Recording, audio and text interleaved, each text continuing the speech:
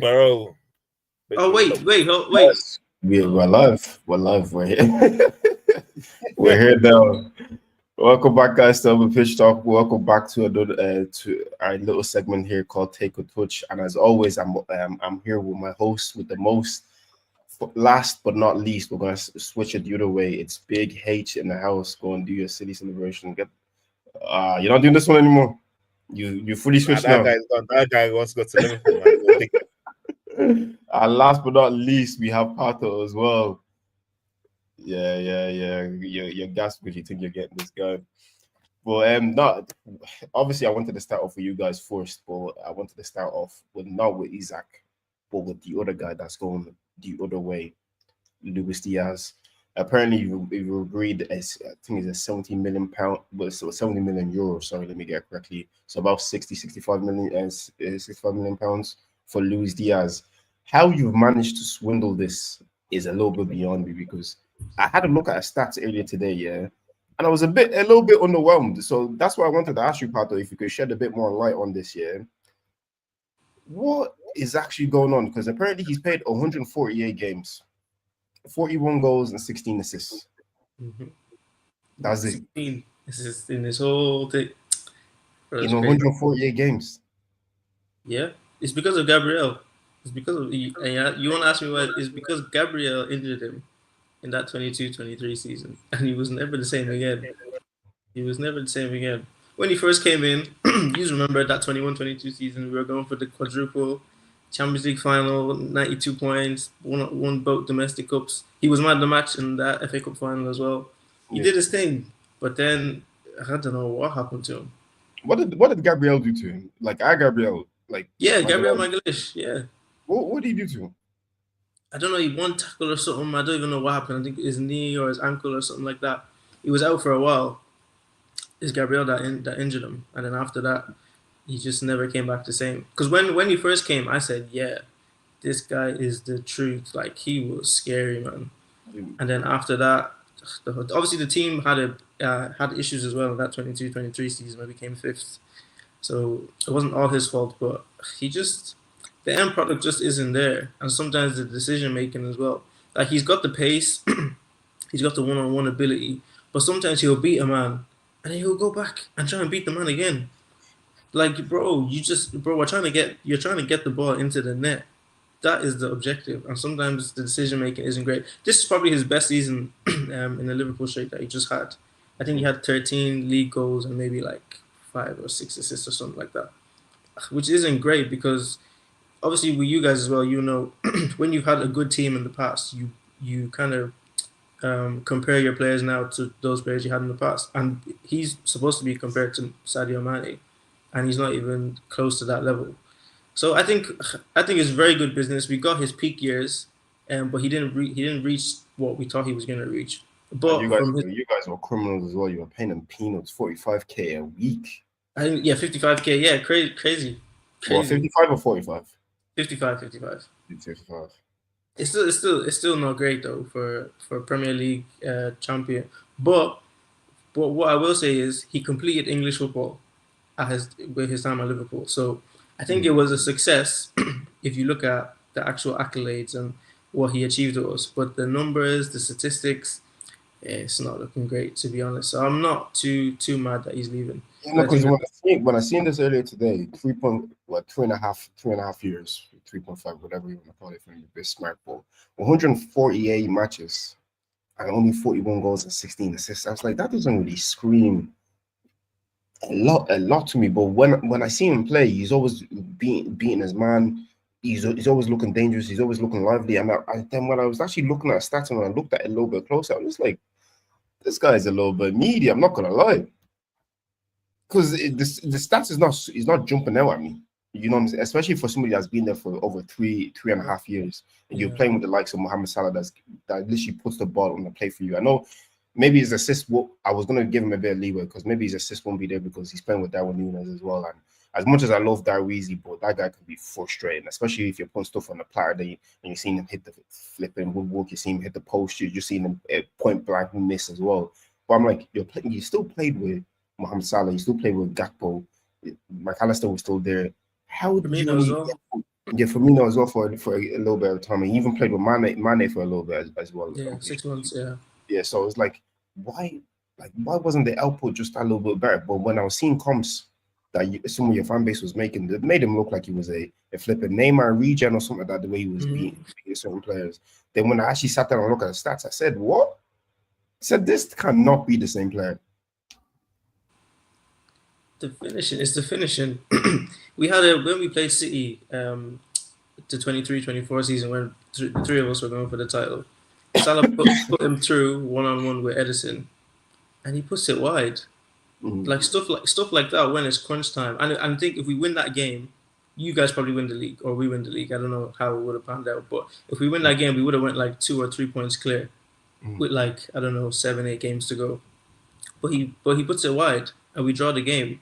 And like moments like that where look, there's no room for error. You need to put these chances away. Him and Darwin, especially Darwin, but these two guys, they're not. You can't hang your hat on them. You can't rely on them in the big moments that they're actually gonna get shit done. And obviously, Arne Slot gave them a season, and he's still not happy with what he's seeing. So it was like, look, you guys have to go. And I like the ruthlessness. You gotta go, man. And we have to bring in better talent. Simple as that. Yeah, no, that absolutely makes sense. But like, okay, before I even ask you who your preferred choice would be for that left wing to replace him, let me get H's opinion on Luis Diaz. Do you rate Luis Diaz as a player when you see these stats kind of scream and jump out at you at the screen? What does it say to you, just from the stat wise and what your own opinion was already? Opinion wise, I thought Diaz was literally the perfect replacement for Mane. Those first that. When did he come? Did he come like in January, was it? Yeah, 21-22 January, yeah. The guy came in January and was cooking. Just cooking. I said, damn, they've actually got a replacement for this Mane guy. Shit.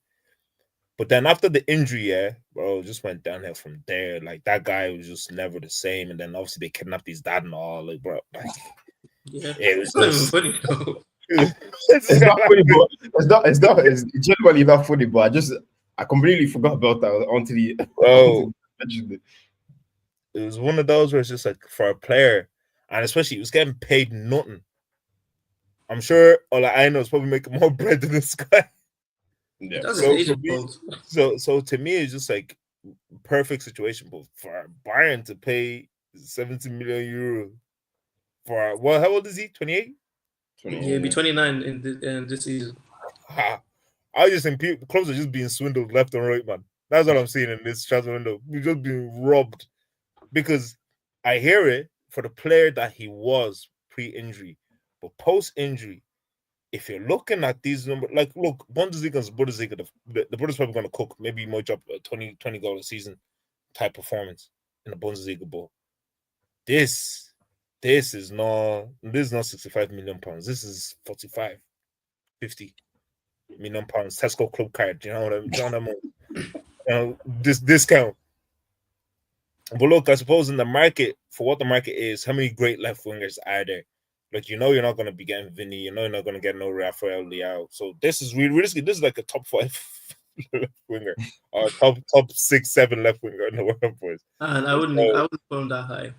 He is. Bro, who else in that left wing position can you say there's actually 5 better than him? That you can get. Yeah, that you can get. Yeah, but I'm just saying in general, he's not top because there's Mbappe, Vinny, Kvaratskhelia. Mbappe is a striker, bro. He's a left winger, man. Kvaratskhelia. He's a striker. That's not what he's playing. Yeah, but that's his position. But anyways, yeah. Look, we are gonna get the money. We're gonna reinvest the money. I don't know who we're gonna get. What do you mean reinvest the money? He's gonna put that money back under the couch, man. Use that in 14 years, bro. They be telling me they went and signed. They're gonna put that into ISA account, and every single year they're gonna get the extra nil on top of it. No, it's not a compound interest on that money. Yeah. These are what I'm going. They're not going. They've only used up the Coutinho money this summer. They still have who else is left? They still have the Mane money there, the Jordan Henderson money as well. Do you know what I'm saying? They're gonna squeeze out the Joe Allen money. Do you know what I'm saying? For free. Did you get any money for Fabrini when you sold him? For who? Fabrini. Who's One of your Fabrini? He means Barini. Barini. Fabio Barini. I was like, I don't know if you're Barini, thinking Fabinho or Barini. Well, Yeah, but Barini. to be fair, this is actually good. This is good business for me a lot because now you actually have the potential of putting that Isak deal on the table. Like sincerely, that's 63 M's that you can now, bro. You just have to find the other 60 something million. I feel like if you got rid of like Harvey Elliott as well, I feel like that's a cheeky 30 to 40 mil on top of that already. So that'll bring you up nicely to about 100 mil. Then if you sell Nunes as well, because obviously that's eventually gonna happen. That's another like cheeky 60, 70 mil possibly. So you're gonna have the bread there, but my thing is I still don't see Newcastle budging and giving Isaac to you guys unless he does like a Gyokeres to a certain extent where he kind of fights the club. Do you know what I'm saying? Because you have to remember, Newcastle is owned by Saudi owners, and one of the owners absolutely adores Alexander Isak. So if you think you're gonna prize him away from his cold dead hands when he has breath in his lungs and money in his pocket, bro, you have another thing coming. Because we all know how Saudis can be stubborn. So I still think you're gonna get him, but I just don't feel like you get him this summer. I thought that as well, but the way things are playing out, I think it's going to be this summer. Firstly, because I was watching the Eddie Howe interview that he did, and he said he's not coming on the tour at all. So he's just not going to do preseason then, and then he's just going to play for the team. I don't know. I'd never seen that one happen before. So he knows something that we don't. Secondly, it's so clear Isak does not want to play for Newcastle. How is that going to work out when the season starts? And you got this guy who basically doesn't want to play for your team, and you're just holding him there by hostage. Every time he drops a stinker, and his face or he's looking angry. Do you know the amount of memes? Or when your girl doesn't let you go out with the boys, when you're trying to leave the relationship but you can't, all this type of stuff, bro. The optics doesn't look good. And then, and thirdly, bro, it's not like we're trying to do a Real Madrid and take him for free. We have the money ready, so you're not losing. You're gonna get your bread. How much They are losing though, because that's their project done. Because how do you sell Newcastle as a project to potential top level players when you just seen one of the best strikers in the world just get grabbed by another big team? Do you know what I'm saying? They want to be a Liverpool, they want to be an Arsenal, they want to be a Chelsea. Do you know what I'm saying? And I know that's happened to us, to our clubs respectively over the past couple of seasons as well. But I feel like for it to happen to Newcastle so early on within the project, because they've only just won a bleeding trophy for the first time in 70 years. Do you know what I'm saying? And in that same year, your best player gets taken. Well, that sets a bad precedent. And then when it comes time to contract negotiations, bro, I'll be asking for the world. I say, listen, I can go to a top club. Look what Isak did. Unless you're giving me 350, 400K a week, I'm not staying here. What the hell would I want to stay here? And with all due respect as well, nobody wants to play Newcastle. Let's just be honest. Do you know what I'm saying? No, like it's just not a appealing place to go to, or I won't say to go to because I've heard that it's good for an IL and all that kind of stuff. Don't ask me how I know that. But just to live there full time and all that kind of stuff, and especially when you're a millionaire, what is there to do? Nothing. You're gonna have to go to Manchester. You're gonna have to go to Liverpool. You're gonna have to go to London. Do you know what I'm saying? If you really want to enjoy your bread, and do you know what I mean? Young, black, successful, probably has dreams of winning trophies, and he's thinking I could possibly win trophies with Newcastle, but it's 50-50. But if I make the switch to Liverpool now, it's guaranteed, more or less. And I think it's Newcastle's window that they're having as well. They're not making. They're having an all-time stinger. Absolute mare. Like, how are you meant to sell this amazing project? You brought in Elanga and some Asian guy from Japanese League 2 or something. That's the two signings, and you're trying to tell Isak, no, but stay. Like, we're gonna be good eventually. They got rejected by Liam Delap, Hugo Ekitike. Who else were they trying to sign as well? Were they looking at Mbeumo as well? Say again, who? Mbeumo, yeah. Trafford that recently just moved back to City again. Yeah, now they're looking at Aaron Ramsdale out of all people, and that's so funny. And Sesko now as well. Yeah, now Sesko as well. But I think I was hearing reports that Sesko is a bit more in favor of going to United than Newcastle. So imagine imagine you're gonna get rejected by a guy that's not really all that, and for a club that just finished, was it 16th, 15th, 16th in the league. That I don't. If that was actually to happen, if Sesko actually moves to United over Newcastle, just liquidate the whole club. Just get them out of here, man. Just get them out of here. They might have been liquidated already, man. But this is what you have to do when you're not the big elite clubs. These are the things you have to go through and navigate. Because to break into becoming Chelsea, because originally it was Liverpool, Arsenal, and United, then Chelsea broke in, then City broke in. The only thing is the FFP rules around when they were breaking in was different. So I don't know how Newcastle are gonna swindle their way to be able to do a madness and buy so many players and pay all these wages. The way it is, they can, and it's down to the simple fact because I've seen the fan base crying about this, saying it's the big boys, the big four, and all that kind of stuff. And if your club has ambition to trying to break in, you'll never get there. I was like, it's not really that. I was like, all of us have history behind us. Do you know what I'm saying? There's enough evidence of us winning and doing stuff to be able to climb, to be able to get there. Do you know what I'm saying? They're trying to get, what they're trying to do is like a quick get rich scheme. Everybody else had to grind their way and build something to get to where we are. Like they could, like, I'll keep trying to tell them, you still don't have a global fan base. Your match day revenue is probably shocking as well. And then outside of the UK, nobody knows who you are. Nobody knows who. Have you ever went on holidays and seen a Newcastle jersey? No. You've never seen that, and you probably will never see that because they're just not big outside of Newcastle and outside of the UK. Do you know what I'm saying? And they just don't have that type of revenue. I'm like, it's gonna take a while. What they should really be trying to do, in my honest opinion, is they should follow a model like Brighton to a certain extent, where you go and buy all these players from the back ass of nowhere, build them up, sell them for profit, and then maybe you can use, while you have them in your squad, you go and challenge for like maybe a Europa League places, a key final for Champions Leagues, and you win an FA Cup or a Carabao Cup. You pick up things along the way, and then you're able to flip them for profit, and then you're able to now get the big stars in, because the big stars will now see a consistent level and over a period of time of you actually doing things instead of you just trying to go gun ho. Like, did they really think they were going to sign Bremo this season? Like, let's be real. If I'm a Bremo, why am I going from Brentford to Newcastle? It's not really a step up, especially after the season I've just had. I've scored 20 goals in the Premier League. Not many players scored 20 goals in the Premier League. There's been so many great strikers, great players that's come to the Premier League, never scored 20 goals. Henry Crespo for one, Andrei Shevchenko for another one, Samuel Eto'o as well. These type of players never hit 20 goals. Why am I moving from Newcastle to Brentford? I feel like that's just a big sideways step instead of a big leap forward. Do you know what I'm saying? I know Mbeumo's at United right now, and United absolutely dire, but I still feel like United still have the name and the kind of aura and the thing around the whole club.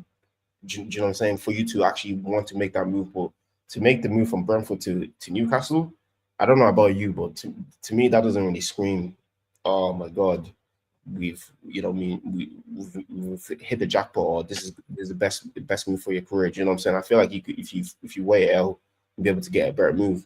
That's just my opinion on it. I would say though. No, Yeah, go on. Nah, I said go on, nigga. What I would say is go on. What I would say is Newcastle, in 2 of the last 3 years, they've made Champions League football, and they've just won a trophy as well. So it's not like it's not appealing. I think Mbuemo's level is probably. I'll just caveat what you just said for a quick second. The last time they won the Champions League, they got knocked out of the group stages. Do you know what I'm saying? They didn't even make it to the knockout stages. They never really introduced themselves to like the European stage or the world stage or anything like that. They got knocked out pretty quickly.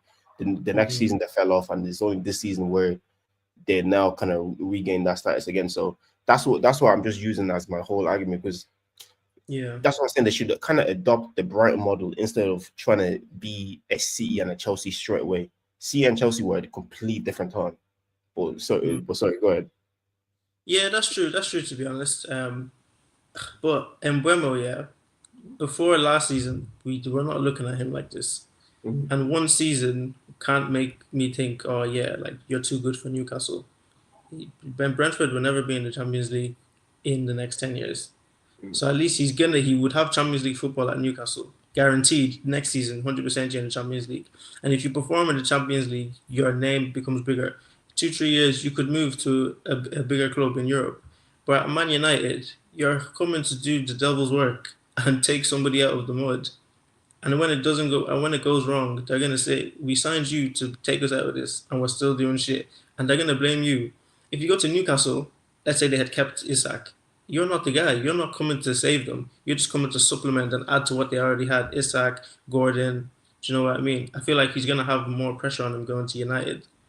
When like it's not, it shouldn't really be on him. You're big United. Brian and Bremo shouldn't be the guy coming to United to save them. But So what I will say just is that I've never heard from anyone from Newcastle going to Real Madrid. But I know man that have gone to United and they've gone to Real Madrid. The only person that's gone from Newcastle to Real Madrid is Santiago Munez from Goal. That's the only guy. Even though Mbemo's at United, as bad as United are, all eyes are on United. That is exposure. Because United could be shocking. In 2-3 years, that brother could end up playing for Bayern Munich because he's consistent at 20 goals, 19, 15 to 20 goals every single Premier League season. That's what United will give you. Bro, Anthony Gordon, I'm telling you, that brother's going to play for everything in 3 years, bro. I'm telling you, he's going to go back. He's going to go back. Who watches Newcastle games? There is no exposure for Newcastle. All they know is Isak and Tonali, bro. That is it.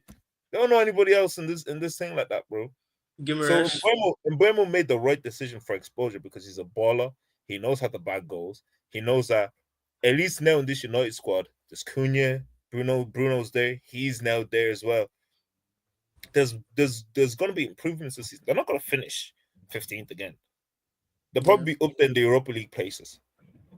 So for him, it's more of a case. I think from a lot of players now, it's more of a case of I'm not going to United necessarily to win trophies per se. I'm going there, try and ball out as much as I can. Let me be standout and then get a bigger move to a club where it's going to be a lot easier for me to win trophies. Let me just say this as well. Like, say if you score a hat-trick for Newcastle, people talk about, let's say, congratulations, well done. But say you score a hat-trick for United, brother, the spread is completely different. Do you know what I'm saying? Let you even score a brace. Do you know what I'm saying? The spread is completely different, and that's just the level that our clubs are just operating at. And it's not to no fault of our own because we had to go through the mode. You know what I'm saying? You guys had your time in the 70s and 80s, winning all the league titles, the European Cups, and all that kind of stuff as well. We had our little bit parts in the 80s and the 90s as well, winning league trophies and all that kind of stuff, and grabbing certain things, doing cup doubles and all that kind of stuff as well. Then Chelsea, obviously, in the early to mid 2000s as well, winning trophies. Then it was City. Obviously, they're the real last ones. They just came just at the tail end, but they just managed just to squeak in just at the right time. If they were maybe a couple of years, 2-3 years late, we wouldn't be talking about City the way we're talking about City right now. Do you know what I'm saying? And it's just a shame that Saudi just came to Newcastle just in the wrong era. Because if Saudi came to Newcastle like 20 years ago, well, Newcastle would be the biggest club in England right now. Do you know what I'm saying? Because the expenditure that they would have went on would have been crazy. Because they have the richest owners in world football, like by a landslide. So them signing in their first transfer window, remember when Man City went to sign Robinho and all that kind of stuff? Well, they probably would have tried to sign Ronaldinho, Ronaldo in his prime as well. It's like they would have went on a madness. So we're so lucky that they actually took over Newcastle now instead of back then. Because bro, we might be sitting here with a couple of Newcastle jerseys on. You know what I'm saying? That's how crazy it would be. But it's just genuinely just a shame, boys. But yeah, Newcastle, will they ever be a big club in my opinion? No, because they just have to change too many things about themselves in order to get to that kind of level. First of all, that whole Geordie stuff will kind of have to lessen a little bit. They're gonna have to be a bit more open. I know you guys, are big on the scouts type of thing. but you still kind of welcome and embrace everybody. So they're gonna have to drop that Jody thing to a certain extent. And then plus as well, they're gonna have to change the way they play football as well, because the way they play football right now is not particularly appealing. I feel like they're just a bunch of tugs running around the pitch. I seen Joe Linton slapping that 15-year-old Max Delman the other day because he got skinned. Then foul him in the penalty box as well because he got skinned as well. You know what I'm saying? They just have a bunch of bleeding warriors around on the pitch. None of them are actual ballers. And then, yeah, it's just I don't know how they're gonna do. I don't see them becoming a big club in this day and age. I just think it's just too far out of their reach, just way too far out of their reach. And I was just actually just me being a weirdo as well. I was on Twitter and I was just scrolling through and just seeing how many followers each of our clubs have. I think Arsenal sitting on like 22.8 mil, Chelsea sitting on about 18, and Liverpool sitting on I think in the 20s as well. And then so United. I checked Newcastle. Newcastle had like 2.2 mil. Do you know what I'm saying? Like it's just the operating levels is just so different. And They I think don't love them in China, man. do you know what I'm saying? The gap is too big for them to try catch up now. It's like way too big. They don't love them in China, bro. That's a problem. They need to sign one Chinese superstar, one Japanese superstar like this. See, that's what I'm saying. That's what I'm saying. They need to adopt the Brighton model. Go and sign an coming from like Colombia or something like that, and you know what I'm saying, make him fall in love with the Geordie way, and you fall in love with him, and then you know what I mean, get Newcastle's name in like popping like Colombia or something like that, and then maybe other South American countries would take notice, and South American players would now get familiarized with the whole Newcastle thing and all that kind of stuff. They see the way obviously Arsenal have the French kind of market on lock. Like most of the French players would go up on Arsene Wenger and Thierry and all that kind of stuff. And then obviously United have the English fan base on lock because obviously they had Teddy Sheringham, they had Wayne Rooney, they have all these type of players. I don't really know what you guys have on lock, to be honest. It just seems to be a bit of scattergun. It just seems to be a bit everywhere. Do you know what I'm saying? You have a bit of love from the South Americans, a bit of the Spanish as well because of Torres and all that kind of stuff. But mostly because of the English, because of Steven Gerrard, Jamie Carragher, and all those type of man. Michael Owen, even Ian Rush as well. So every club has their own type of niche. Even Chelsea as well. Their niche would be more so with the African market, obviously, like with the west of Africa, like Ivory Coast, obviously did their job by Solomon Kalou and all that kind of stuff. Malouda and all that kind of stuff. Those type of black French players as well. So I don't know. They need to tap into a market, and they really need to work that market. Do you know what I'm saying? I should be maybe the global ambassador or something like that. I have a few ideas. There's a couple of things I could point them on. Do you know what I'm saying, boys? There's a couple of things I can point them on. But yeah, that's just my opinion on Newcastle. I don't think they're really gonna get fired with this whole project team, especially if they get rid of Isak, because that I think that just tanks the whole system if they get rid of Isak.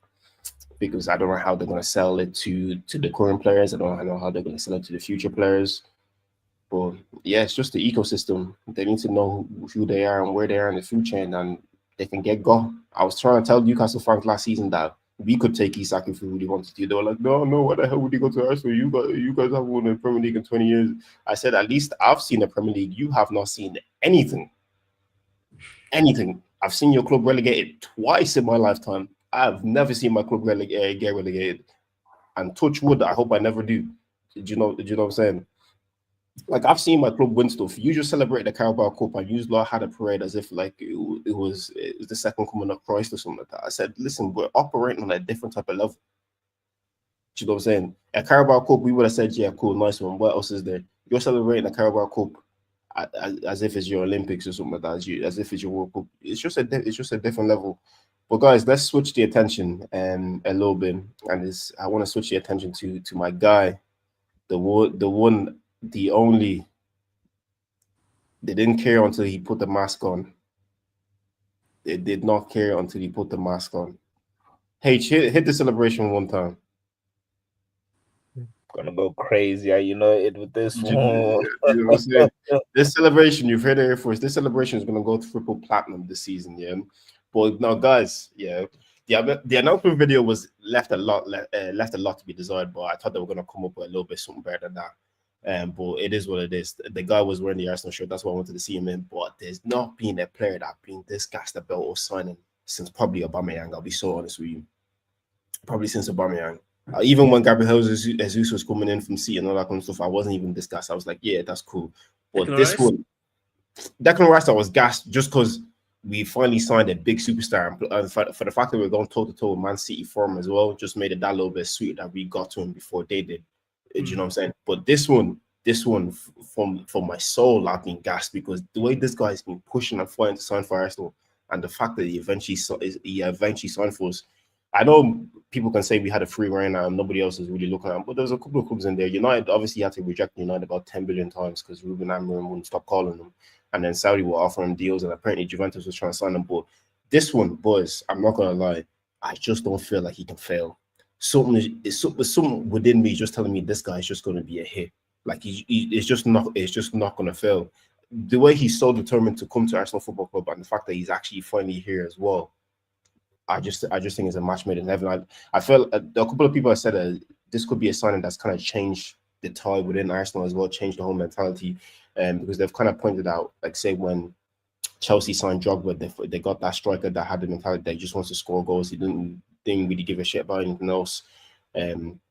One of the type of players that the teams have signed over the couple of years, say United with Eric Cantona as well, that kind of maverick, you know what I'm saying? And I feel for us for the fact that this thing dragged out for so long and dragged out so publicly as well, and him just obviously reinstating every single time. He just wants to play for Arsenal, he just wants to play for Arsenal, he just wants to play for Arsenal. I just feel like this guy won't fail. But Pato, let me get your opinion on this firstly. Does Arsenal look a little bit more dangerous this season?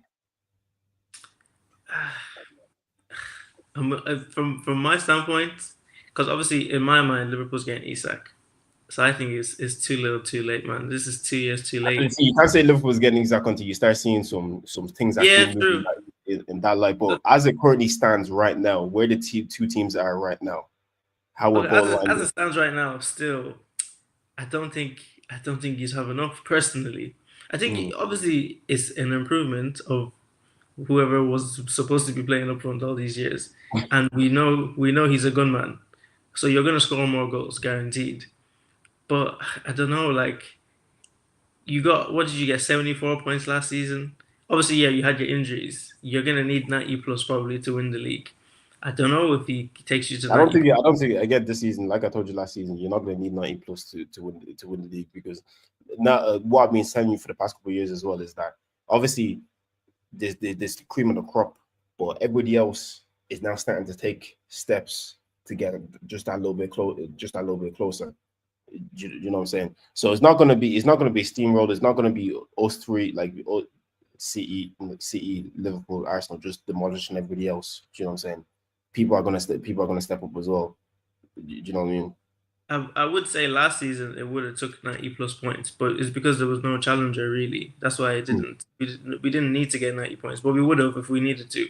We didn't win the last 4 games, and that's 12 points. We basically just said, yeah, just throw that away, because the league was already run. On a normal day, we win 3 out of those 4 games, and we finish on 93 points or something.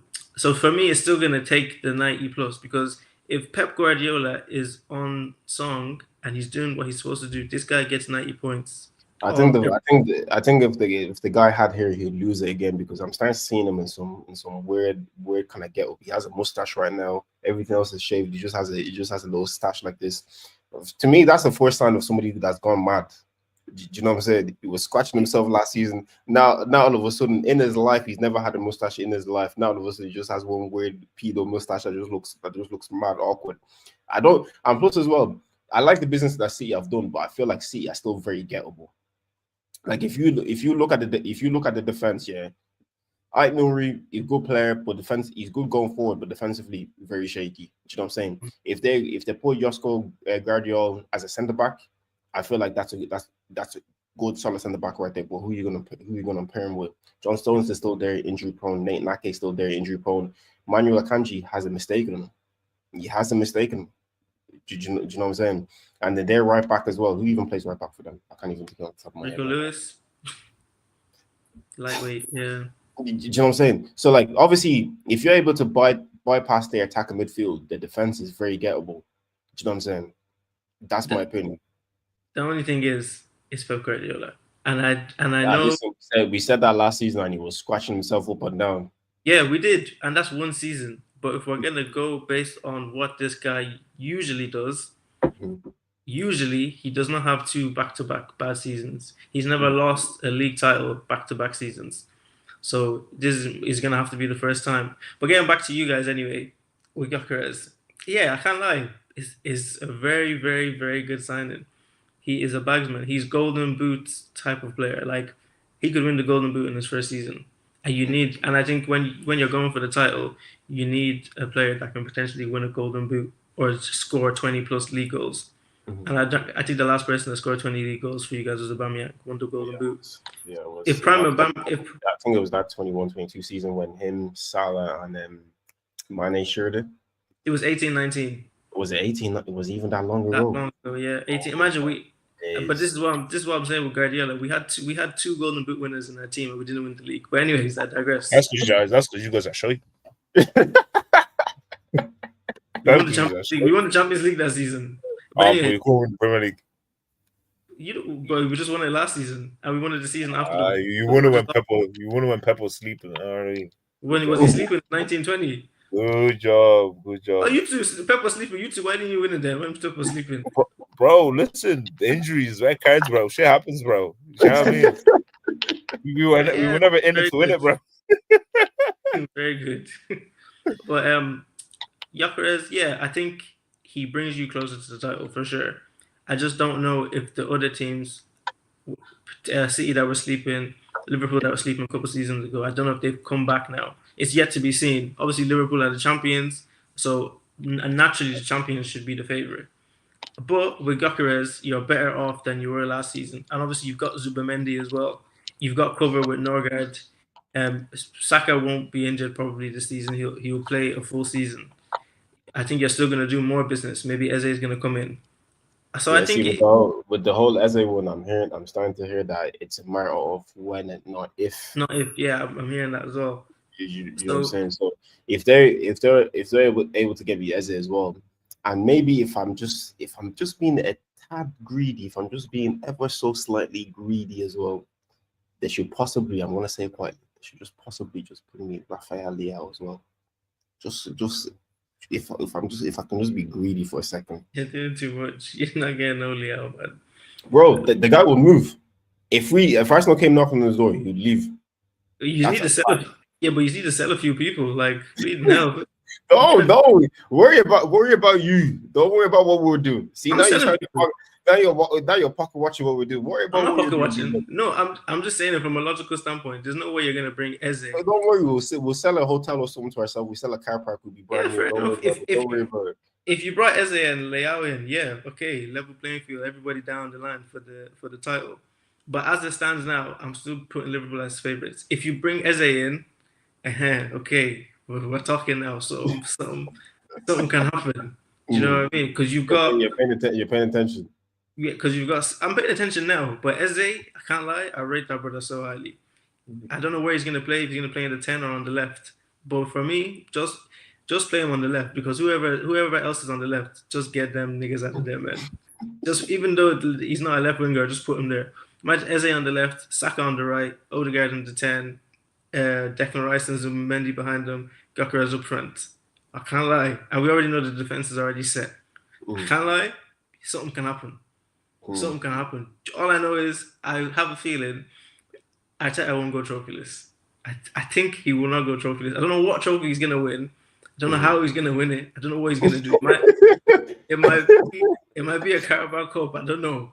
I don't know what he's gonna do. We're way past the Carabao Cup now, broski. But I think the Carabao Cup would have sufficed last season, but this season, nah. The fact that you made us go hungry one more year again, nah. Yeah. Carabao Cup is not enough. Carabao Cup is not. Personally, I think he's like I told you guys a couple of weeks ago. He actually needs to bring two. If we're going to be real, he actually needs to bring two.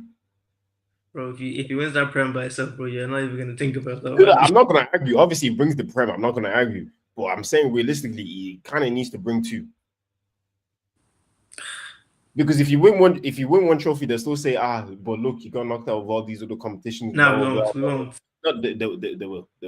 If he Trust me, wins, I'm an Arsenal fan, bro. I could already see the headlines. They still will. They'll say that was congratulations. just ridiculous. But they'll still say, bro, You don't think they can get ridiculous with Arsenal Football Club? Now, if you win the Premier League or the Champions League, nobody can chat to you. You had a very good season. If you became kings of England and kings of Europe, bro, nobody can say anything. No, but I mean not together, just either or. Either or. If you just win one of those, I think if he wins the Premier League, yeah, people will rate him, but they'll still be like, oh, maybe he could have done more. But say if he only wins the Champions League alone, the ratings will be through the roof because of the simple fact it will be our first one. Yeah. Do you know what I'm saying? Because they've seen us win the Premier League before. We have three of them. I'm not trying to brag or anything like that, but we have three of them. So people have already seen that already. But say if you brought a Champions League, that one there, yeah, that's the pinnacle. We all know. I would say I feel like the team that you have, I can't lie, I feel like you have a better chance of winning the Champions League than the Premier League, in my opinion. I would say that because last season you got to the semis. Only God knows how you got to that semi-final. Because let's be real, the team was depleted. It was on strings. So let's say if you drop the 11 you have now and drop it against PSG, the percentage chance of you going through is a lot higher. And I think the season before that, you just got knocked in quarterfinal to Bayern. They just got knocked out in the semis to PSG. I feel like Arteta and the squad have learned some harsh lessons because in Europe it's a different ballgame, and I think they'll take those lessons into the next season. And on top of that, a lot of things with managers as well. If you're a good manager keeps the team, has a fully or close to fully fit team towards the end of the season, because that's crunch time. There's no point having everybody fit in bleeding December and then everybody's injured in March.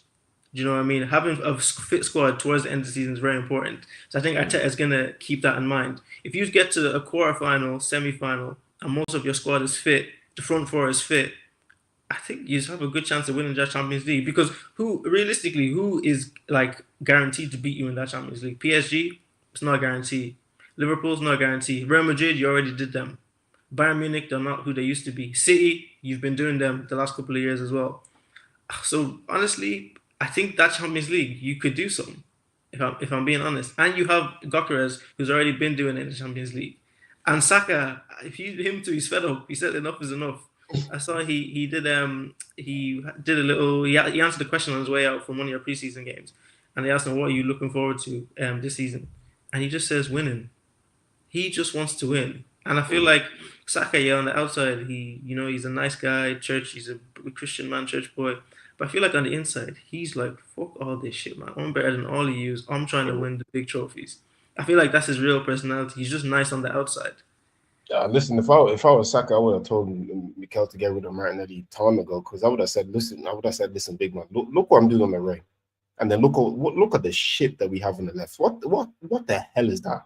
And then even not even to segue too much, but I just hate the way our fan base makes excuses for Martinelli as well. It makes me sick. Honestly, it makes me sick.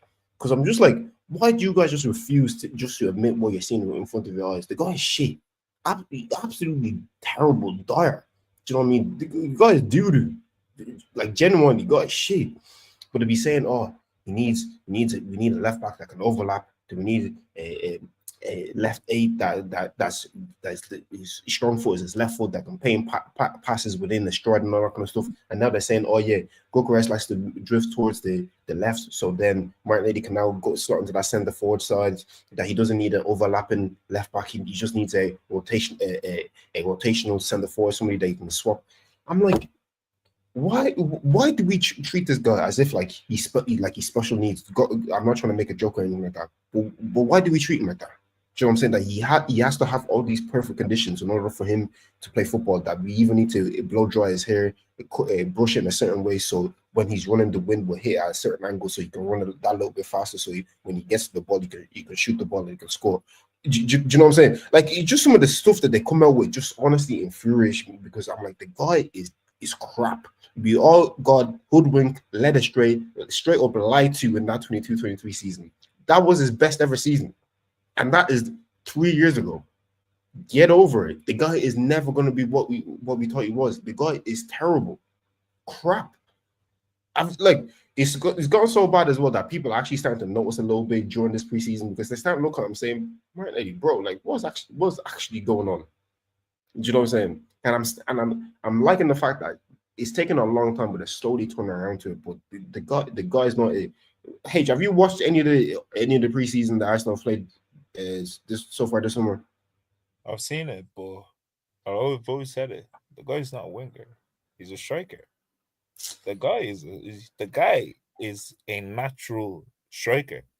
Because if you look at any of the goals that he scored last season, even that goal against Liverpool, the header, that's a natural born striker's header. The brother he's never even tall like that. The header beat probably one of the second best goalkeeper in the league.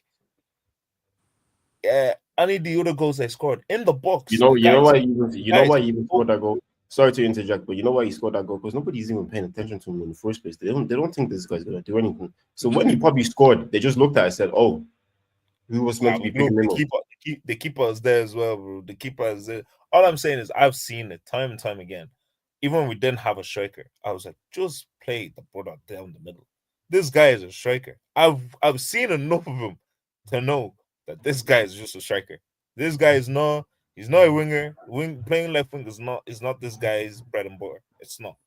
He doesn't know how to dribble effectively. But put him number 9. Make it. That's this guy's those because even remember that Saka goal against Real Madrid at the Bernabeu where uh Moreno just slipped it in and Saka made that run. That would be Martinelli's bread and butter. Those runs in that diagonal run in that's especially against a low block. That's what you need. You don't need Havertz doing lanky legs and arms up and down. And you think that's what's gonna break the line. That's not what's gonna break the line. You need someone that's direct, that's gonna run, make those dangerous runs. The guy is a striker. I tell done a couple of times and it's worked out, but I don't know why he wants to still force this narrative of the guy is a left winger. He's not. That's not his thing. That's not his bread and butter. Go buy yourself a left winger. Get rid of Gabriel Jesus. Get rid of Havertz. Keep Martinelli as your second striker and buy yourself a left winger. That's exactly what Arsenal should do. I don't think this guy's a striker. I don't know what he is, but he's just a very awkward footballer in my opinion. I don't know what he is. Even I think we even played him as a centre forward against Southampton one of the last couple of games before the season was over. He didn't even do that good of a job there. I don't know what the guy is, but all I know is he needs to leave my football club at a certain point. I'd like it for it to be this summer, but it doesn't look like it's very likely. His contract is running up as well. He has about 2 years left on him. So I don't think unless he has a breakout year this year, I don't see the club offering him a contract. And if they even attempt to offer him a new contract, somebody needs to get slapped. I'll be so honest They're with gonna you. sell And then Martinelli's gonna get sold, and whoever buys him, they'll turn him into a striker. I'm telling you, the evidence is there. I think even if it gets turned into a striker, I think he's a 10 to 15 goal a season type of striker. This is not somebody that you could hang your hat on or really rely on. I'll be so honest with you. Um, I just think it comes down to his kind of IQ on the football pitch as well. He's not really the smartest. The guy just wants to get close enough to the goal to try have a shot, but he has no real means of getting there. He just tries to use the pace that he has, and even most of the time he can't even beat his man off the dribble, off pace as well. So I don't really know what the guy is, to be honest, but yeah, he is what he is. But let me switch back to the conversation we were having about Gyokeres. I just want to show you this little clip that Arsenal posted. Plus, these people are pissing me off because they really need to post that whole behind the scenes, all that kind of stuff, on the signing day, because that's what I'm really trying to watch because they're really playing on emotions right now. But this is what this guy said when he signed.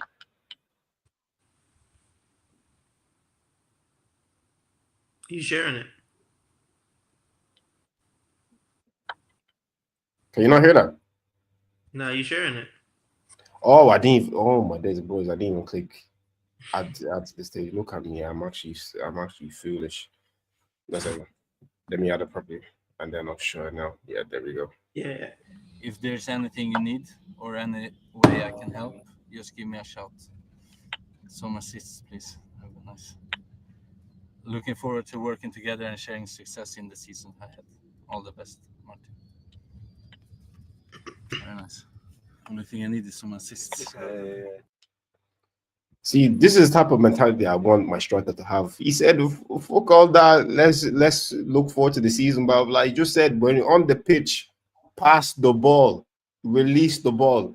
Man, Odegaard, this guy, yeah, this season, if he doesn't get between 10 to 15 assists in the league, I feel like it would be a failure for him, especially if you have this guy in front of you as well. Because I'm not so much you, Pato, but me and H always complain about when Martin Odegaard, he holds onto the ball for too long, doesn't know when to release the pass, or he'll see the pass, he'll start moving as if like he doesn't have eyes, he'll look the other way, or just he'll make a 5-yard pass to somebody else. This season, if with this guy in front of you, you're not releasing that ball early, you're gonna have to hold bench, and especially if you sign Eze, do you know what I mean? There's no niceness this year if you're not performing, because this is the type of psychopath that we need from not Gabriel Jesus that came out in an interview and said that scoring is not his strong point. It's not as strong as attribute. You're wearing the number 9 for Arsenal Football Club and you come out in an interview and you said that scoring goals is not your strong point. Imagine your striker coming out and say that. And then even a couple of years ago, we had a starting goalkeeper, future England number 1, said that he can't concentrate on the game for longer than 15 minutes. These are the type of people we're employing at my football club. So this is why I'm saying I don't see this guy failing. Do you get where I'm coming from now, Pato? Do you actually see where I'm coming from? Yeah, like the mentality is there. Me, I like these type of players. Scandinavian, he doesn't care about life. All he wants to do is get on the pitch and blast the ball into the net. You know what I mean? He's giving me that Igalo vibe. You know, you can't tap it in. You just have to smash it. You have to smash it. You know what I mean? So I rate him, man.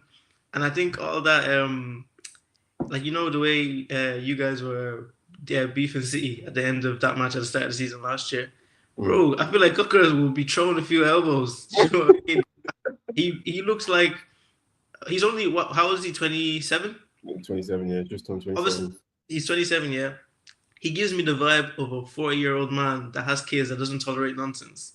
Like, that's the vibe that he gives me. Like, he is straight business. He's not even looking for friendship in the squad. He said, just be bringing me assists, and me and you, we won't have any problem. Do you know what I mean? I feel like he can strike fear into people, man. And even on the physical side of things, all this centre backs are saying, oh, you know, Premier League centre backs, they will kick you. Bro, he will kick you back. He's that type of guy. I like his style. I like his personality from what I've seen so far.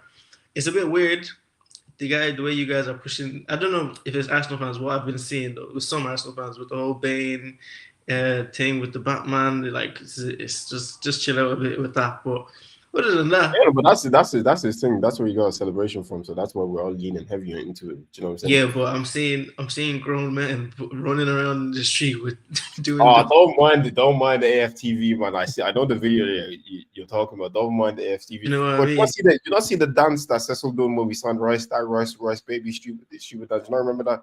Yeah, true. Bro, these people don't speak for the fan base. Even when I seen that as well, I said, oh God, man, just one normal day. Can we just have one normal day? Because even when they were running around doing this as well, I said, why would you give rivals this type of content? You know, I honestly believe AFTV is not even for Arsenal fans. I feel like at this point it's just for rivals. Yeah, honestly, but they are a business at the end of the day. They have to get views and they have people to pay in it. I don't really mind it. Like, it's a bit embarrassing to me. But obviously, like, as a football fan, do whatever you want in it. If it makes you happy and if it's just a bit of a laugh, why not? But yeah, man, I think this guy is gonna blow. I'm not even gonna lie. So yeah, let's see what's gonna happen. I know we will. H, what's your opinion on this? You've been very quiet. Bro, this is who I wanted them to bring. They brought him for me now. You said they were going to announce this week instead of last week. I read my source's email wrong. So I thought when he said it, the media be done on Saturday, I thought he meant the following Saturday. He actually meant last Saturday. I thought you was going to be this Saturday. Just go. But now look, Victor, you're here. You're 27. I know I'm only going to get 3 good years out of you, yeah. So just be banging in those goals, bro. I need at least 40 GA. this season. Most of them better be goals, bro. Don't do no Darwin Nunes behavior, bro. Give me a now. Just put the ball in the goal. That's all I'm asking you. If I go to the Emirates and you don't score, it's me and you, Chevy. But all I know is this guy's a bagsman. He looks like he's hungry. He wants to score. I've been saying it. We don't need other people that are going to be doing friendship in the club. We need people that don't care. I'm here to do my job and go home. That's it. That's all I came here to do. Just my job is to score goals. That's you it. know what it is? We have too many players that do foreplay too much in the squad. We just need someone to smash it. Do you know what I'm saying? And that's what we have in this guy. You know, other guy likes to move the ball to the left, move the ball to the right, turn this way, swivel that way, then do a stupid pass this way. Do you know what I'm saying?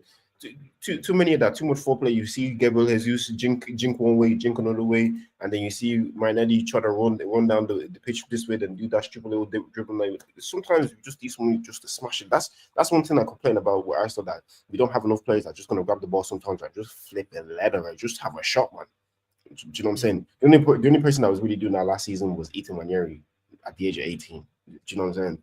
So we still need a bit more business, but that's what I'm saying, boys. Like, I love the mentality from this guy that all he cares about is just him wanting to score goals. And we need stuff like that, because last season especially we didn't score enough goals, and we didn't have enough players that are willing to grab the game by the scruff of the neck and just say, you know what, I got this. Like, at least with this guy, you can say, even if we're a bit under pressure as well, he'll grab the ball and just run up the pitch, and that will flipping get the team up as well, and maybe we can create a few chances from transition, because I rarely seen us create any true chances last season on transitions, or even punish any teams on transition as well. Will just be some player running to space. Half of the team is still jogging upwards, and he's just there by himself. Then he has to pass the ball back. Then we let the defense reset. Then we have to start all over again. Do you know what I mean? So I don't know. I'm really excited about this one. Yeah, I wonder if Mikel is going to try play him and Kai Havertz together in a couple of games. I have a feeling that we're going to see Kai Havertz in that left A position a couple of times this season. I just have a nasty feeling about it. I don't know why. You will lose games if you do that, because every time you do that, you just don't win games. You know, but the fact that we'll have him up front and the Kai will just be there, just doing whatever rubbish that he does, because he tried it with Jesus. He tried it in that game against Aston Villa, and obviously it didn't work. That's the only game that we lost in that mad run that we went on. But I definitely see him trying it with Gyokeres, but I feel like this time will yield different results, because obviously we would have got different profiles in as well. But I have a nasty feeling he's gonna roll that out at some point. I was gonna ask you a question for both of you. How many league goals will he need to get for you to say, okay, it's been a successful season? Because are you gonna afford him that? Well, it's just his first season, and he needs to acclimatize to the league and his teammates and all that.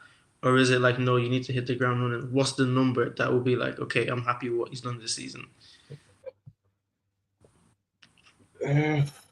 Especially if somebody that was running up for the Golden Boot last season, I'll give you time to acclimatize, but I won't make that as an excuse for you, because I still expect you to hit the ground running to a certain extent, because it's not like this is your first time that you'll be playing in England.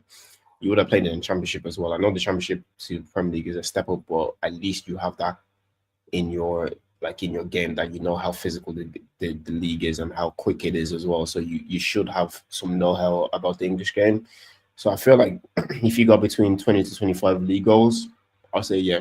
So yeah, you done your thing. I can't really complain about you, because in the past couple of years, until that 22-23 season, since that 22-23 season, let me even say, we haven't had a player that's hit 15 league goals since. You know what I'm saying? So if he gives me 20 to 25, I'll say, yeah, I'd say, God forbid, we don't win the league or something like that. I'll say, listen, it's not really your fault. I can't ask for more. You're not Haaland. I'm not expecting you to come and score and nearly flipping 40 goals in the league in your fourth season. You know what I'm saying? We're not City at the same time as well. But yeah, that's my opinion, and I'm not sure what H is thinking though. Bro, this brother has to go and break Haaland's record, bro. I'm not gonna lie to you. I'm not gonna lie to you, because there is no way. You are in your prime right now. You're 27. You're not 23. You're not 24. You're not like Hoyland, where I'm expecting you to now lead the line of 27, big man. You're not a skinny boy. I've seen you. You're strong. You have muscle.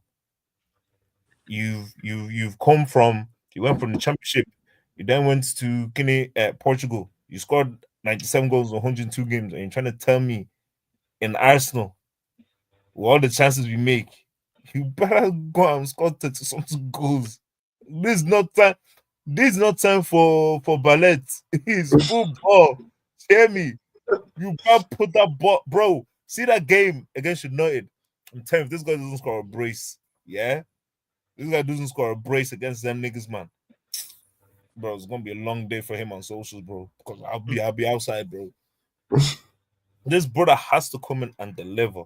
He has to. There is no. I can't, bro. You're 27, bro. You've traveled. You've actually moved clubs. You know them ones. You don't need to acclimatize. You're in big London now. This is all eyes on you, B. The way you've been moving, talking about only want to play for us, play for. Bro, see that first game.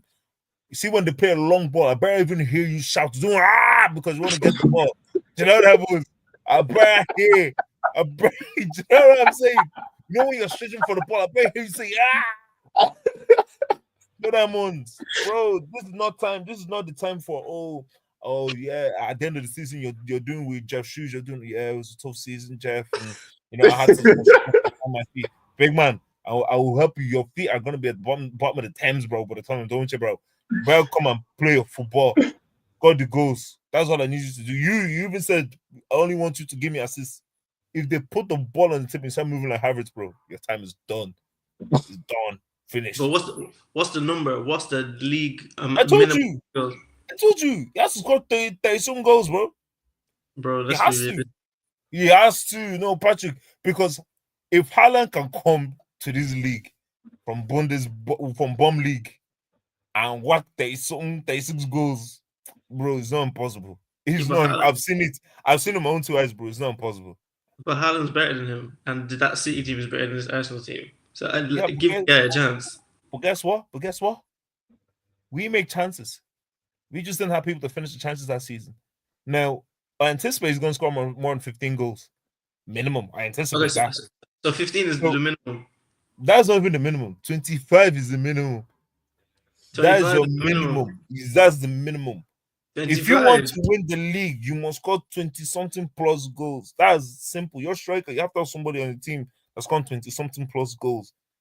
This guy, look, you see how he's smiling in this thing? I better be smiling like that at the end of the season. Jeremy. You know, Mo Salah only scored over 25 goals twice in the league campaign. But look, I don't want him to be Mo Salah. I want him to be Victor Gyokeres, and I want him to score 30-some goals. All right? Yeah, good. You should have high expectations for your players. 25, okay? You don't go and score 97 goals in 102 games and come to this league and score 10 or 15. It's impossible. You can't do that, bro. Because I'm even expecting him to just catch the ball 30 yards out and just whack it. And it'll go in. Do you get me? That's what I'm expecting, bro. That's not his game. This guy thinks it's a Sharding school or something. You know that Chinese movie about the football where they just hit the ball, it just flies in. No, because for me, it's just like, bro, obviously we're gonna give you the chances where it's just on a plate. So I know I don't even look at the screen. He's gonna score. But for you to get to that 30-something, that upper echelon type goal scoring, bro, you have to sometimes take the situation into your own hands and just whack the ball. A job say on the 18-yard, just whack the ball. I expect to see at least 5 to 7 goals from in and around the 18-yard box, bro. Don't be waiting for them to be scored. Because he better watch Arsenal know that Odegaard likes to play like a 5-a-side. I'm doing little cute little passes, but Martinelli doesn't have to dribble. So he has to realize I have to sometimes grab that ball and make sure that ball goes in from like 18 yards out. No one else is gonna do. Before they now go and tell me January is now here. The guy has only scored 5 goals and now Mika Marino's back up top, bro. What will I do? What I will say is I think I don't know about Odegaard because he was moving a bit crazy last season, but I think Bukayo Saka will get a lot of assists this season. Because it's one of them ones now. Now you can't pull 2-3 man. You can't focus all your attention on Bukayo Saka and attack anymore. Do you know what I'm saying? Like, listen, if you want to do that, listen, be our guest. Go and put 3 man on Bukayo Saka, see what happens. Do you know what I'm saying? Go and put 2 or 3 man on him. See what happens. You know what I'm saying? So now Bukayo's gonna get a bit more freedom. I feel like people are going to really appreciate this season, anyways, what type of player he is and how demonic he can be, especially in 1v1 situations, because he's going to get a lot of man 1v1 now. And you do not want to see Bukayo Saka 1v1. I'll be so honest with you. You just don't. You know what I'm saying? He's near enough inevitable, like the way Salah is when you see him get the ball and he's 1v1 against somebody. You just know he's gonna go past him. He's gonna jink you this way, he's gonna turn you that way, and your guys fall on the floor. That's it. So I feel like with Gyokeres coming in, it's gonna free up Saka and it's gonna make, I'll say, the wider population appreciate Saka and what he can actually do as a winger, where he's not being forced and tasked to carry a whole attack on his back when his mates want to standing on the left side. Nobody's even looking at him because they know they're not going to do anything. And then the person that is the 10 just likes to give him the ball all the time because he doesn't know what to do. He doesn't know anything else to do with the ball. You know what I'm saying? So, yeah, no, that's I'm expecting a big season for Gyok. For me, anyways, between 20 to 25, I'm happy enough with it. But if you ask me in all competitions, he has to be closer to that, between that 30 to 40 mark in all comps for me, anyways. 30 to 40. Yeah, because you have to think about it. He's going to play some Carabao Cup games. He's going to play some FA Cup games as well. He's going to play some Champions League games as well. Like the level of opposition that we're going to play all the time is not going to be on par with ourselves all the time. So in those smaller games when you're playing a Sunderland or something like that, I'm expecting at least a brace or a hat trick. I'll be honest. You should be feeding against those type of sides. You know what I'm saying? Bro, no, this type of striker that was banging at that rate, and then you know how he can bulldoze a team and how he can bully defenders as well. That's what I'm expecting. Do you know what I'm saying? Yeah, if you expect him to carry over the form from Sporting to Arsenal, then to be honest, do you know what I'm saying? It's not unreasonable, and it's not like he's not going to get the chance to do that, because he's going to, obviously at Arsenal, unlike Sporting, he's going to have players that is his level and a little bit better than him as well. That is going to be playing around him, that can feed him the ball, that can put him into more favorable situations. And sometimes as well, you're just going to have to, like he said, just going to have to grab the ball 18 yards out and just bang it, because Martinelli doesn't seem to have a going today. Martinelli, Odegaard is a bit slow, or Saka is off for today. So listen, you're gonna have to be the big man and step up today. So yeah, I'm expecting a big season from him. That's what I'm saying.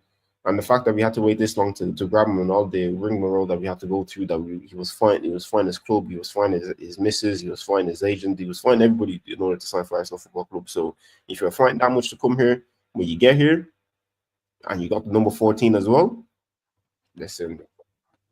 Big expectations, and that's why I truly feel this is what this guy lives for. So he wants the expectations, he wants the responsibility. So we're going to give it to him, and see, it's literally plateau diploma for everybody at Arsenal Football Club this season. It's sink or swim.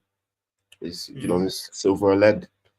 If we're really that elite club, we should go and win something big this year. If we're not, then we're not, and we'll find that out by the end of this season. But gentlemen, I wanted to show you guys something as well. I wanted to touch on the whole contract situation with Saliba as well. Obviously, as you know, we've wrapped up most of them. Luis Diaz is on a new contract. Ethan's been tied down as well.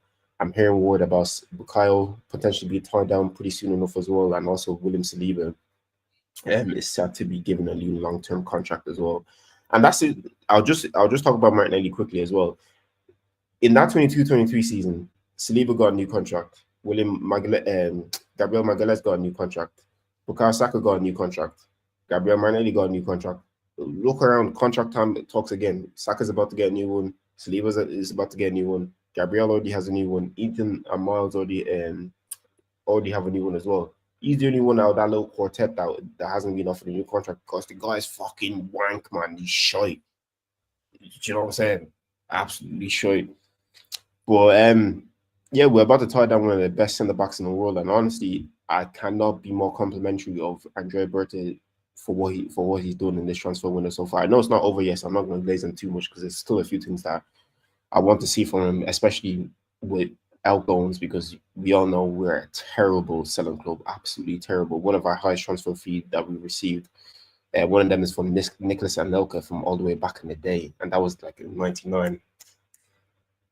That's what the way in '99 when we were still in nappies, boys. Do you know what I'm saying? That's how long ago it was.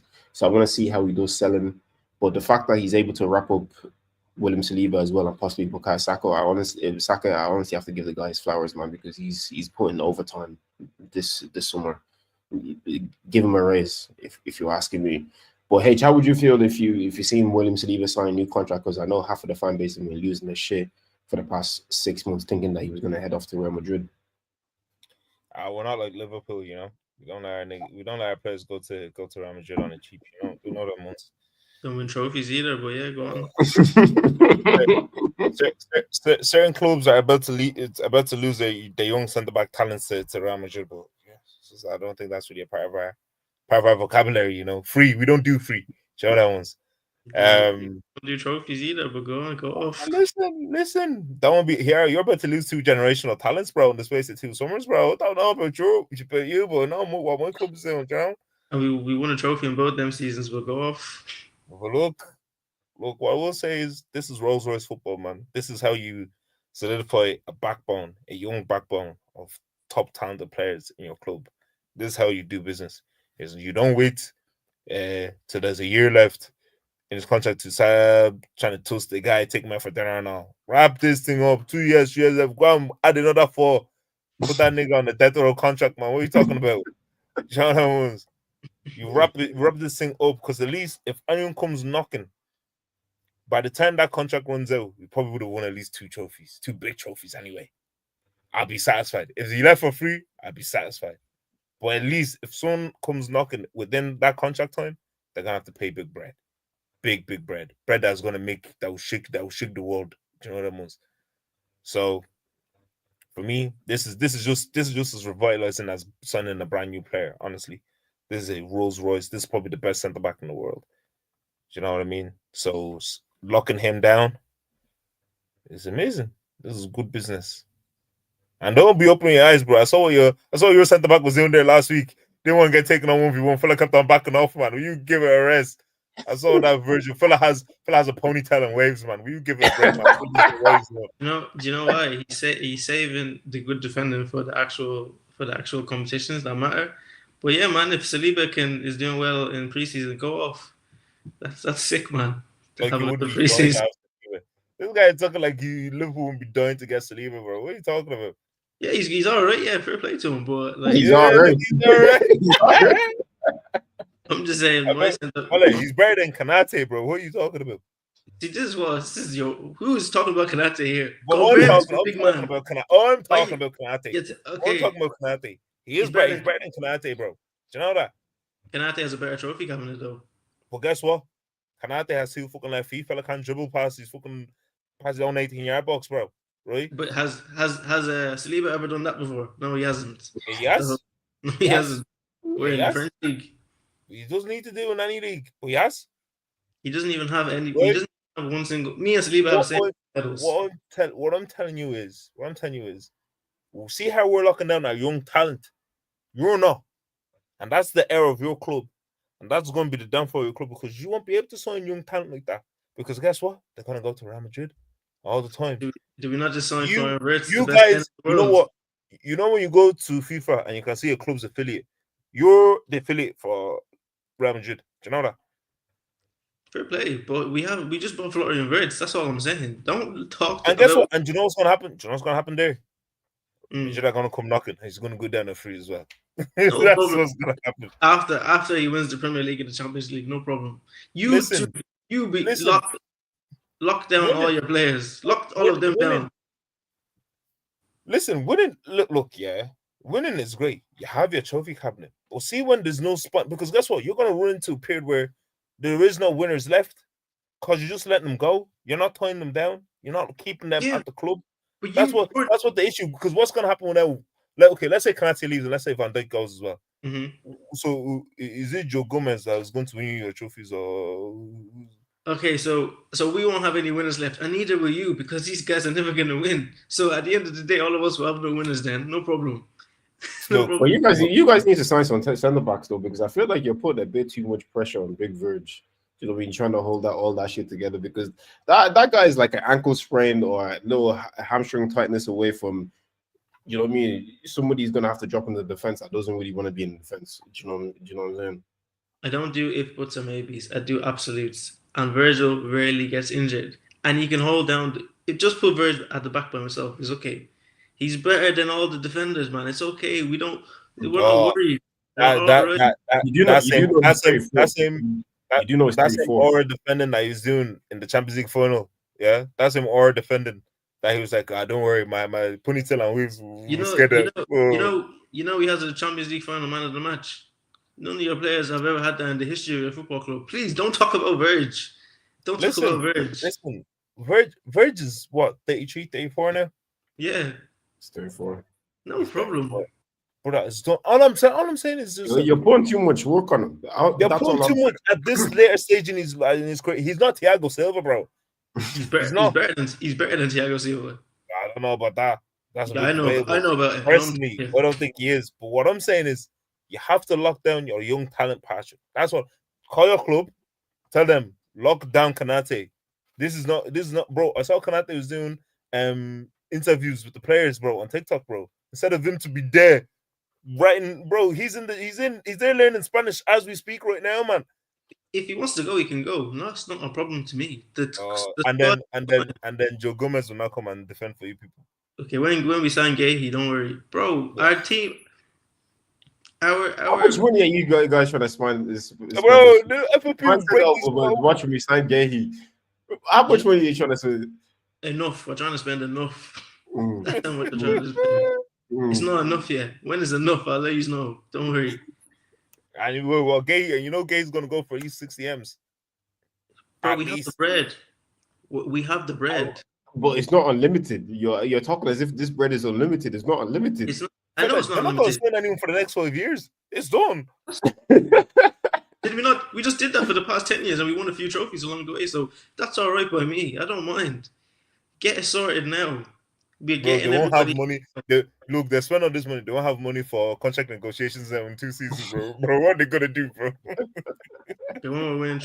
The money for contract negotiations, we'll get them when we win trophies and we win prize money. When's the last time? You were winning trophies and prize money. Why'd you not slap a contract table off on the table, a reasonable one for Trent? You wouldn't have not left. Look, Klopp. I don't know what they didn't like Klopp. I think they didn't like him. I don't know what was going on there. But Arne Slot, he has told them before he came, look, I want to compete and I need money, and they're giving him the money. So don't be hating that we're spending the money. No, we're not hating. We're not hating. We're just saying the bread is unlimited. I'm just saying as well, I'm worried for Verge because this guy, you're asking a lot from him at the age of 35. Why are you adding another year? He's 34. And anyways, he's going to be 35 soon. Yeah, but he's the best centre back to ever play in the Premier League. He'll be all right. He'll be grand. He knows what he's doing. Do you know any centre back that won UEFA Men's Best Player? Hey man, Messi were battling for the Ballon d'Or. He's grand, bro. Saliba is still a small boy. When he gets to them levels, let me know. But till then, tell that little kid, just chill out, man. Don't be talking about preseason and all. You're still a small boy. Virgil's been there, done that. If Saliba would love to have Virgil's career, but he's not there yet. And you have to, we're all Nigerian here. We all have to, in our culture, you have to respect your elders. So when Saliba gets there, maybe he'll get there, maybe he won't. But let's wait and see. You know what I mean? Look, Virgil's contract's up in 2 years. Curtis Jones' contract is up in 2 years. Well, who's the other one you guys have? Who's the midfielder? Look at who you're mentioning. All I'm saying is, after this season, them niggas on 1 year contracts, bro. And this is my whole point. If you're not wrapping these contracts up now, you're gonna put yourself in a little awkward situation where because you spent so big this time around, the money might not be there for you to sign a good enough replacement for a Curtis Jones, for a Mo Salah, for a Virgil van Dijk. That's what I'm saying. Tie down your guys now so you don't have these problems. That's your problem. You guys are terrible at contract negotiations, bro. Honestly, brother. We're signing the replacements now. Who's the centre back replacement you signed for Virgil? Is the window over? You keep talking about Virgil. Is Virgil the only player in the squad? I'm just asking you because he's the most important player to your team.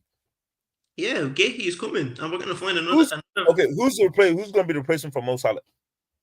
Isak, goals wise, Verts, creativity wise. So what's going to happen to your right wing? Bro, we'll sort that out, man. Don't worry about us. You see, This guy sounds like. Do you know what you sound like? You sound like them white girls that they go backpacking on holiday. They don't know where they're going to sleep. I was sorry when we get there. That's what you. That's what you sound like. That's what you sound like, my friend. Go and call your club. I tell them Look, to tie up the business, B. I'm telling you, look, because realistically, in 2 years, bro, sincerely, in 2 years, you could literally not have Curtis Jones or the Phillips kid. Then your midfield is now open. Who's going to save you? So it's how like, is it open? What? Endo's going to save you. Why are you? You're actually being so selective with what you're saying. So I'm just telling you, in 2 years, your winning core, the players that have won things, they will be gone. They That's will not actually be true. gone because you're not working on tying up those contracts now. That's But the problem. so for the next 2 years, the squad isn't going to change, yeah, and there's going to be additions. Florian Wirtz, Frimpong, It's not going to be additions, Perkez, bro. You don't have the money. Ekitike, Isak. All these people are going to be there, and they're going to have won with the other players that have won. And that's how Brother, you what I'm create telling you is not for this success. season. I'm telling you it's for the coming seasons, bro. That you're gonna put yourself in a situation where you actually are going to miss out on still keeping your core players because you're not tying up the business now. Just tie up the business now, bro. Look at every other club is doing contract negotiations as a signing players. It's only you that are just spending money, forgetting about tomorrow. This is like taking You guys advice. are gonna be back signing players like Sammy Hippie and all that now. Or You know- John and Arisa, bro, because you didn't have enough money on foresight to be like, oh, let's tie down some players. Coming from the people that were trying to compete with Yaya Sanogo and all, I'm not taking. Yeah, but guess what? I'm not taking advice. Yeah, Snogo scored 4 goals in the Emirates Cup, bro. I didn't see that when Nunes scored 4 goals in any games he's played for Liverpool, even in the friendly. Really? Yeah, because he was lifting the Premier League title. He was too busy.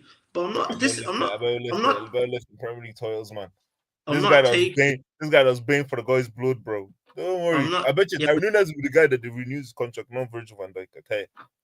I'm not taking advice from a homeless man on how to become a millionaire. It's okay. You know, you guys have not been there in a very, very long time. Dave, you've heard me, bro. I've said my piece.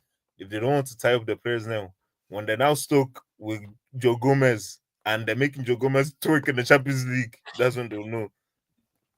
What do you know about Champions League? Tell me. Give me your experience. Bro, we slapped Real Madrid twice, bro. Something that you haven't done. Oh yeah, fair play. So you guys are struggling. Do you remember when Salah disappointed each other? They were saying they want to do replay, bro. This is big boy football. Do your business now. Don't wait. Put your trophy on the table. Don't wait. I'm not even arguing with you anymore. Put your trophies on the table. Listen, that's all I wanted. That's all I'm gonna say. Listen, you can say put your trophy on the table. We're talking from a business standpoint. Are you a businessman? You're a fan.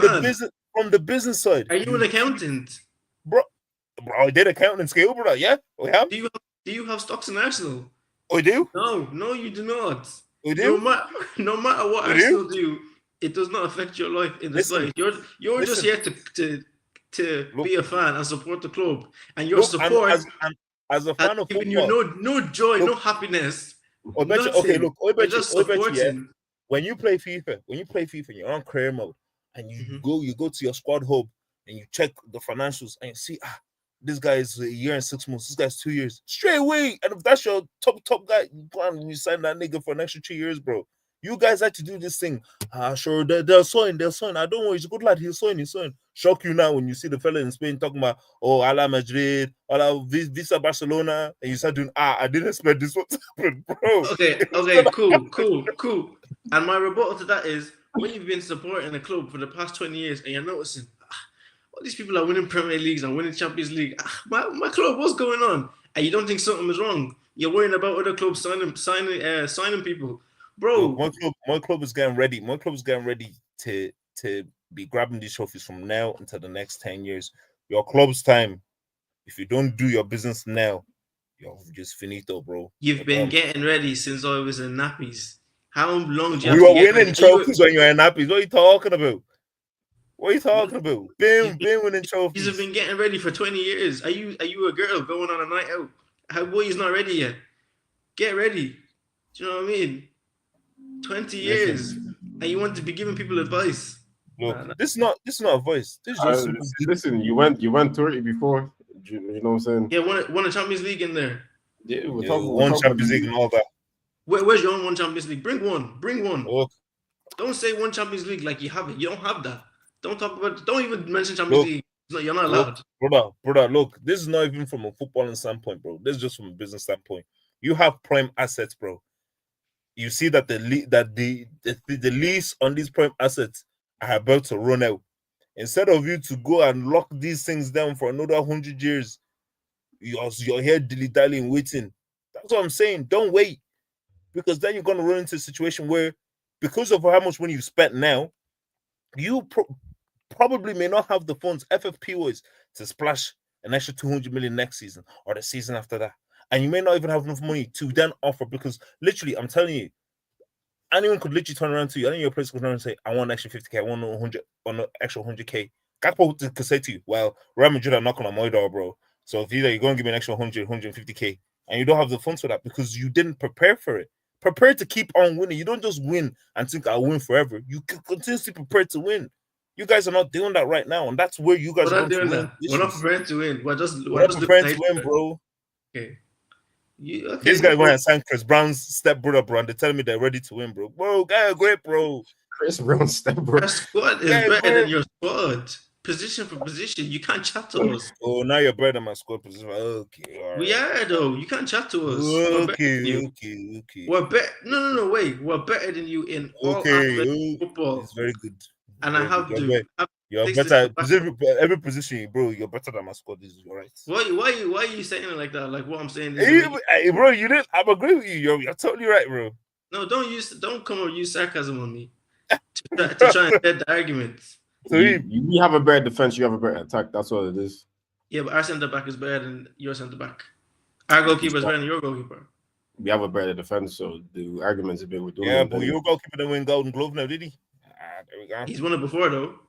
Well, has he won it 2 years in a row? I don't think so. Okay, but your you see, that's why I said the argument is. That's why I said the argument is redundant. You have a better attack. We have a better defense. You've better midfield as well. You've got a better midfield as well. Yeah, the midfield will try to attack now. Well, you just said that you have a better squad position, but I'm agreeing with you. You do. No, obviously every single player doesn't get in, but I'm saying if you that's why you beat us. Overall balance. Last season. No, that's why we won the league last season. Yeah, you beat us as well, didn't you? That's why we won the league. Oh, no, I don't think so. Oh, you didn't beat us, innit? Oh, but you didn't win the league. Did you win it last year though? Position for position, bro. Did you win it the year before that? Position for position, bro. Oh, he's won. He's won the year before that one. Listen, all I'm saying, you said position for position. No, it was the year before that one. I'm just agreeing with you, brother. Do you know that ones? I'm just agreeing with you. 2004. Listen, there's still 3 Premier Leagues to 2, so you can scream my shout. 2004 is still 3 Premier Leagues to 2. Right, so what are you gonna say in 12 months when we win another one? You have to win it first. All right, we'll see. Okay, yeah, we're coming. You have to win it first. And that's what I like about football. People can chat shit to you until they can't, and you won't be able to say that in 12 months. But yeah, you're completely right. You've got more Premier Leagues than us, 100%, and I'll give that to you. But 3 is not a lot. 2 is not. We're even a shambles for only having 2. So I don't know. No, absolutely. That's what I'm saying. You keep mentioning 2004. You guys went 30 years without winning it, especially off the back of you being so dominant and winning it beforehand. Is a bigger farce than what we've done. You know what I'm saying? Because you were the guys that you just fell off. But okay, you were also the guys. It's been 20 years. 30 years is not. No, I'm not talking about in the way that you guys were winning league titles. At the point that Sir Alex Ferguson came in, you had about 18 league titles to about then 9. And it was a mad thing. Yeah. Do you know what I'm saying? That's what I'm saying. The fall off is more than what we've been going through. And we never dominated. We've never dominated England the way you guys have dominated England, even the way City's dominated England, even the way United have dominated England. We've won league titles in spurts and little dotted blotches. That's about it, really. But I think the European pedigree helped us. That 2005, it gave us a little bit of something around that. Yeah, it gave these guys a bit of juice, and especially the way you came back as well. Do you know what I'm saying? Because 3-0 at halftime, everybody was saying, yeah, it's done, it's over. It is what it is. And then that's it. I say that game, that trophy really put you guys on the map. Like, people who knew who Liverpool was, but it really put you guys on the map when you were able to beat that, especially that AC Milan side. and to come back the way you did was a mad thing. Do you know what I mean? Look, I don't have any beef with Arsenal. Arsenal's my second team in the league, but it's just because of H and the way he talks about my team. I didn't say nothing about It's your very team, bro. no, it's very distressing. So I need to Bro, What he's saying is there's some half truths in there that you're gonna have to listen to. There's some contracts in there that you need to tie up as soon as possible. Like for me, there I was just glazing. I was glazing Bertha to a certain extent, saying that the fact that he was able to come in a couple of months on the job, able to tie down the big players that could easily say, "Nah, I don't want to move because I don't feel like I believe in this project and move to Real Madrid in a year or two and do what it is." He was able to do that and get in some big signings that we needed and some also signings that we didn't really need as well. So it's kind of true in that sense that you do need to wrap up your best assets as quickly as possible. And there's an analogy of the whole FIFA thing when you're going through your score, you're checking how many people have left on the contract and all that kind of stuff. You're trying to tie people down as quickly as possible. So you don't. So obviously there's still time for it to all get wrapped up, but you don't want it to drag now where you have people like Konate that's saying, listen, this person is offering me this. What are you gonna offer me? Do you know what I'm saying? Get a put on the table, fresh slap bang on the table, get him a pen, get him a contract, get him to sign it, and then at least in the back of your mind, you don't have to worry about anything else. But the only one is literally Konate. He's the only one. Everybody else is signed up. Everybody else is new. But to go and replace a Konate, you're gonna have to go and spend another 80 to 100 M's. Yeah, it's true. I think he's gonna sign the more that I'm looking at it because I think if we are getting closer to grabbing Isak, I feel like he's gonna look and be like, nah, I can't leave this. This is mad. If we grab Isak, that is crazy. Where is he gonna go? Why would he go? Do you know what I mean? And if he stays at Liverpool, he will be a Liverpool legend. He will never be a legend at Real Madrid. He's already laid the ground. Remember, bro. Remember, you said you don't do if, buts, or maybes. You do absolutes. Isak is a big if. It's 150 million if. I think it's a 50-50. To be honest, he doesn't want to play for Newcastle, and he's adamant he does not want to play for them. See how that report that Fabrizio and everybody else kind of put out. He said he wants to explore. It doesn't really say like he definitely wants to leave. That's how it's kind of look. No, have you not seen what has come out recently? He doesn't want to go any. He only wants to leave Newcastle for Liverpool. That's it. It's only Liverpool. He doesn't want to go anywhere else. And Liverpool have the money. Everything is literally set, ready for him to come to Liverpool. It's just up to Newcastle. And they're in an awkward position because the player doesn't want to stay there. Why are you forcing people to be with you that don't want to be with you? Now we shouldn't force people to be with us when they don't want to be with. Why'd y'all niggas do the trend, huh? Yeah, but that's like to him, huh? But that's like your dad saying he doesn't want to be your dad. Nigga, you have to be. Yeah, all right. That's a different scenario. All right. Fair enough, boys. But we'll leave it there. We'll like to thank everybody that's in the live right now for spending this time with us, watching us rant and talk about football. We really do appreciate it. If you could also hit that like button, I keep forgetting to say that throughout the live as well. That whether people are in here to like the live as well. It gets more engagements, gets more out there, get more people involved, and we can have a bigger conversation about football, which is something that we're looking to do. Well, yeah, I want to thank you guys for spending this time with us, and we really appreciate it. So think about liking the live, comment, well, on the next one, commenting, and also most importantly, subscribing as well, because we're all trying to make out the put at the moment. You know what I'm saying? Yeah. So yeah, that'd be greatly and massively appreciated. But yeah, we'd like to thank you guys for spending the time with us. Good night. God bless. And yeah, take care.